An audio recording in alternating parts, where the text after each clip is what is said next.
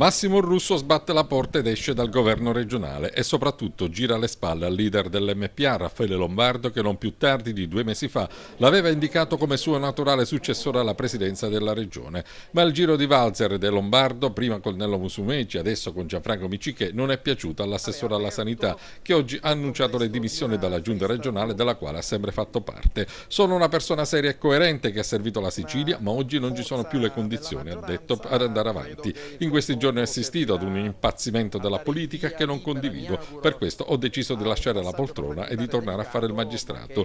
Russo considera la sua esperienza definitivamente conclusa. Ex magistrato antimafia, chiamato dal presidente Lombardo fin dal suo primo governo alla guida dell'assessorato alla salute in qualità di tecnico, Russo si è impegnato nella difficile opera di ripianare il deficit della sanità attraverso un piano di rientro e una riforma che è stata molto osteggiata. Negli ultimi giorni Russo, che chiederà al CSM di rientrare in magistratura, aveva mostrato di non condividere la scelta di Lombardo circa il sostegno degli autonomisti prima alla candidatura a presidente della regione di Nello Musumeci e poi di Gianfranco Miccichè. E a proposito di dimissione ha lasciato la carica di vice sindaco di Favara Angelo Messinese, esponente dell'MPA, che sarà candidato come nel 2008 all'Ars. A questo punto si apre un problema all'interno della giunta guidata dal sindaco Manganella, che sarà costretto ad un piccolo rimpasto politico. E proprio sulla vicenda politica di Favara interviene il deputato e coordinatore provinciale del PDL Nino Bosco, tra i fautori dell'esperienza Manganella, il quale chiede una sorta di tagliando alla giunta. Il sindaco, sottolinea, ha impresso grande impegno alla propria attività amministrativa,